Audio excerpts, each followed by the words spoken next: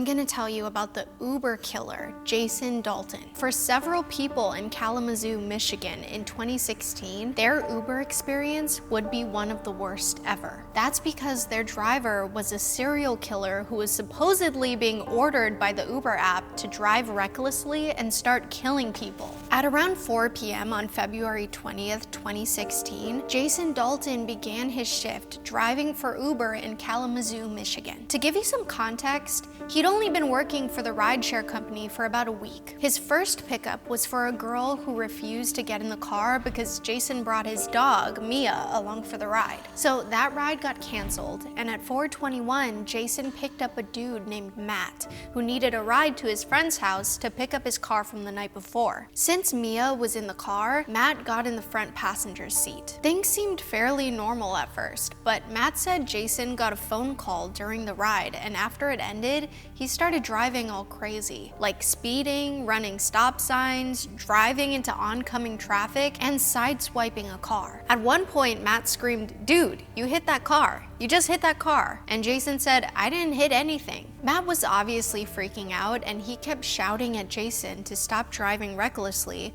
but it was clear Jason wasn't going to. So Matt literally jumped out of the car when Jason stopped at a stop sign for once. A couple standing outside saw the whole thing go down, and they asked Matt what happened. The female then called the police and filled them in on the sitch. She told them to be on the lookout for Jason's silver Chevy Equinox because that driver had just thrown his passenger out of the car and was driving erratically. But the police didn't take the call seriously. Well, even though Jason was clearly the instigator in this situation, he too was heated. After this ride, he drove home to drink a glass of water, put on his bulletproof vest, and filled the magazines of his firearms. Now that Jason had all his gear, he went back out to drive for Uber. But since he had just sideswiped another car, his car was now damaged, and he wanted to swap cars for him and his wife's Hummer. Apparently, the Hummer was parked at Jason's parents' house, and his wife, Carol, had the keys, so he called her. Jason set out to meet his wife for the keys, but along the way,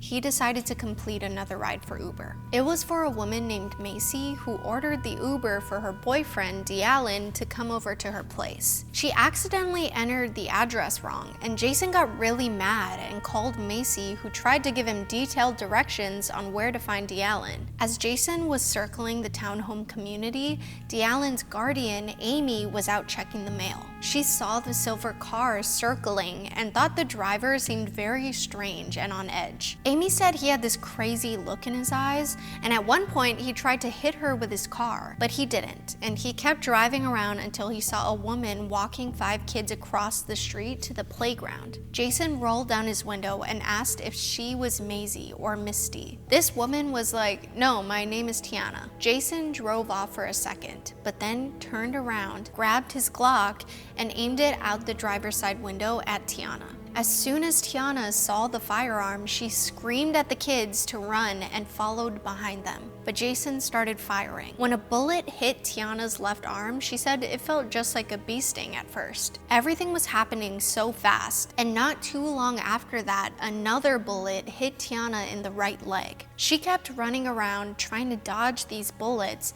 and took the ones that were headed for the kids, like a true hero. Tiana even tried to get under a car at one point, but amidst the panic and adrenaline, Tiana knew the more she ran, the more bullets Jason would discharge. So after a third and fourth bullet hit her, one in her left leg and another in her liver, she knew her best bet would be to play dead. Tiana wedged herself between the tire of a truck and the curb and laid as still as possible. Jason looked at her and thought to himself, "There's no way she'll survive," so he drove off. In total, Jason fired around 15 bullets. When Tiana heard Jason speed off, she shouted out for help, but one of the first things she said was, "Are the kids okay?" Neighbors started rushing out to help Tiana, who couldn't feel her legs. Several people called 911 to report the incident and get an ambulance for Tiana. That's when the dispatchers were like, "The description of the man and car sounds very similar to the previous report from that Matt dude, even down to the dog dog in the car. One dispatcher knew it couldn't be a coincidence, so they called Matt back to get a more detailed description of the Uber driver. After Jason's violent pit stop, he sideswiped another car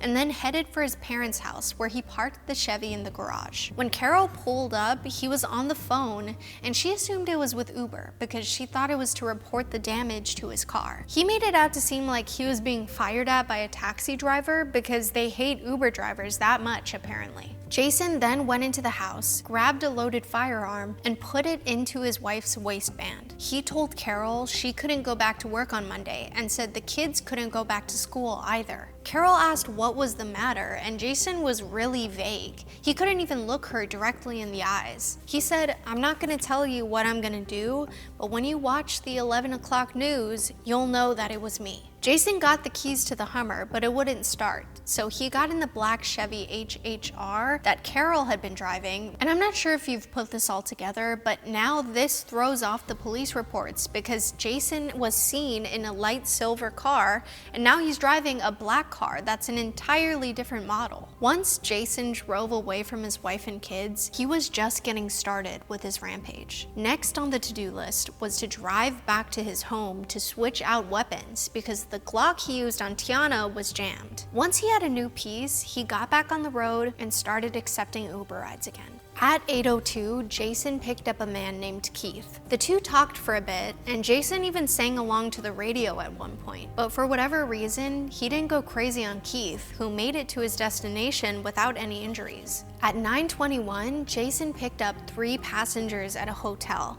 and took them to a brewery. Again, nothing out of the ordinary happened. The only thing these passengers mentioned was that the car didn't match up with the one on the app. If you're ever getting an Uber and the car or license plate doesn't match up, or you just feel uncomfortable, don't get in the car. At around 10 p.m., Jason pulled up to a car dealership to look at a black BMW. At the same dealership was 17-year-old Tyler Smith, who was looking for a car with his girlfriend Alexis and dad Rich. The three had been going along the strip of dealerships, and they were nearing the end of their search that evening. But Tyler wanted to show his dad this blue truck at the front of the closed Kia lot that he was hoping to get. Alexis stayed in the back of their Range Rover while the two men went up to the truck. Unbeknownst to them, Jason had parked nearby and was walking towards Tyler and Rich with a 9mm. He walked right past Alexis without even seeing her and went up to the two men and asked what they were looking at. They said, "We're looking at," and that's when they saw Jason reach for his firearm. Both men raised their arms up in the air and said, "What are you doing?" But within seconds, they were hit with bullets, which sent them to the ground. Alexis had been watching up to this point, but when the weapon rang out, she ducked behind the seat. A witness driving nearby said that Jason continued firing at the men after they were lying still on the ground. Alexis wanted to call the police, but she left her cell phone at Tyler's house. So when she knew Jason was gone for good, she got out of the car, crawled to Tyler's body, pulled his phone out of his pocket, and rushed back to the car to dial 911. But Jason was already out looking for his next victim, or should I say, victims. A group of 5 women had all met up for dinner at the local Cracker Barrel before going to see an acrobatic performance of sorts, which they carpooled to from the restaurant. The group consisted of 4 older women over the age of 60. And one 14-year-old girl named Abigail, who was accompanying her close friend that she referred to as her grandma. After the performance, they all went back to the Cracker Barrel to split up into their 2 cars. At this point, 4 women were in one car and one was in the other. Her name was Mary Lou Nye. Jason approached Mary in the car and asked if she could spare $1 to make America great again. She said no, and he sent a bullet to her head, which knocked her out cold. Jason was about to run away, but when he heard women scream from the other car, he went up to them and began firing bullets. He ended up hitting all 4 women, 3 of whom passed away. Abigail was first reported lifeless, but she actually survived the attack after several extensive surgeries. The police quickly got word of the incident, and after gaining access to Cracker Barrel's surveillance footage, they determined this was the same man who'd killed Tyler and Rich at the car dealership. thus confirmed their fear that there was a spree killer running loose in Kalamazoo. But just like all of his other attacks, Jason fled the scene before the cops could get out there, and he went back home to regroup. Jason reloaded his 9mm and got back in the Chevy HHR to drive for Uber again. Well, he finished several Uber rides without causing any suspicion or harm, all the while driving with a loaded 9mm in a jacket he'd recently bought at a firearms store that had hidden pockets for weapons. The police were still trying to figure out where this spree killer was or who his next target would be. At this point, he'd gone after women, men, old people, and young people of varying races, so there was no telling. At 12:12, Jason picked up 4 people, a man named Derek, his wife, and her parents. They got in the car, and Derek literally asked Jason if he knew about the active shooter situation. He said yes.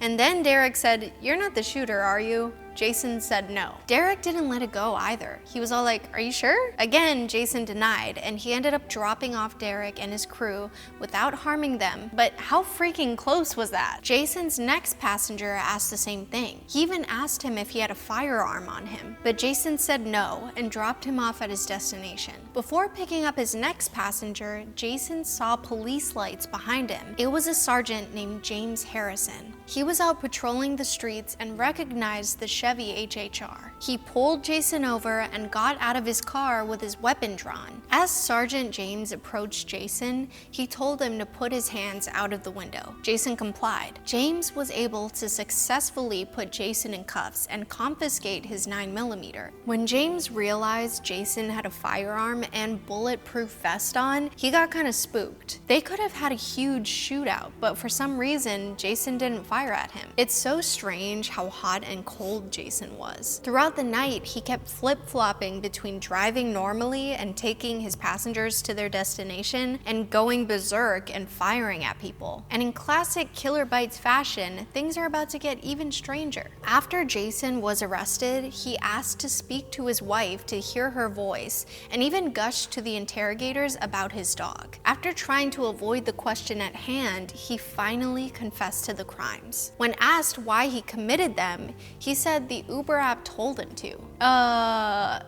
Yeah, he legit said there was this symbol that would come upon the app that looked like the Order of the Eastern Star. He said, and I quote, "I just tapped it and then there was like a devil head that popped up. It was like some sort of horned head, like a cow head or something. I pressed that button and that's where all the problems went after that." He claimed that the app would start off red and randomly turn black. When it turned black, it took control over his body and gave him these violent assignments. Over the course of the evening, the Uber app would instruct him on what to do. 1 ding meant yes, and 2 dings meant no. The reason Jason said he didn't pull the trigger on Sergeant James was because the app had gone red again. And he didn't really show any remorse for his victims, aside from 14-year-old Abigail. But even with the confession, investigators were stumped. Jason had no criminal record, no known mental health issues, and a seemingly good marriage and family. But friends and acquaintances of Jason's did say the dude absolutely loved firearms. He owned 16 in total. An employee at the firearm shop where Jason bought the jacket he was wearing that night